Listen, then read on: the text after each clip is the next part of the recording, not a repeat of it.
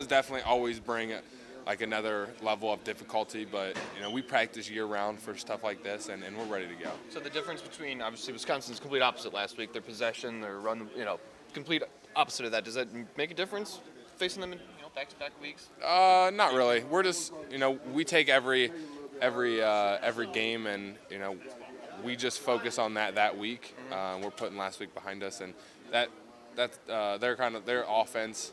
It has no effect on how we're going to play this week.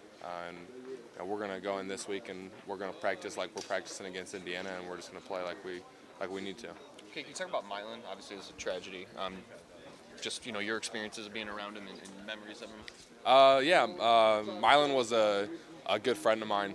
I was able to room with him as a true freshman during my fall camp. I learned a lot from him.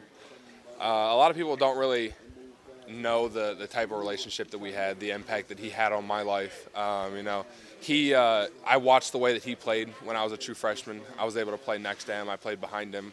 I watched the way that he played, and I know that like coming out of high school, I was always like kind of one of those guys that I put everything into the game, and watching Milan took me to another level. He was one of those guys that was straightforward. 100 miles an hour on every single play that he had, and I learned a lot from him. Any one memory of something that he did that really stands out that you were thinking about? When we talk about this we were just talking about this the other night. We had like a players and team like a ceremony for him where we watched the video and guys were able to come up and talk about what they remember about him. One of the things that they brought up was, and when we had the old locker room, they had their little corner and they called it the jungle.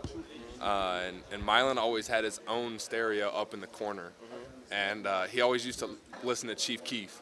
It might have been the worst locker room music I've ever heard. You can't understand half of it.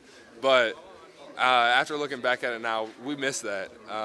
And then he always had this weird dance that he did up in the corner. He'd stand on top of his locker and dance. And when you talk to guys, that's one thing they're going to miss about him. What was your immediate reaction? How did you find out? It's actually, I think it was Sunday morning. I'm in a group chat with all the linebackers, and Riley had texted our group chat when he found out and was like, we got bad news. We lost one of our own this weekend in a tragic accident. We didn't really know what happened at that point. It was tough just because, like I said, he had such an impact on my life. A tough couple months for you guys. Yeah, it's been really tough. Test you guys, just mentally and your ability to? No, we do exactly what he wanted us to do, what he would want us to do, and that's play football, and that's what we're gonna do, and we're gonna play for him and for Mike and keep grinding. With Riley and Reshi kind of banged up, is that a concern at all against Indiana that seems to go boom boom with their offensive plays? Like Coach D always says, we have that next man up mentality, so we're not worried about it.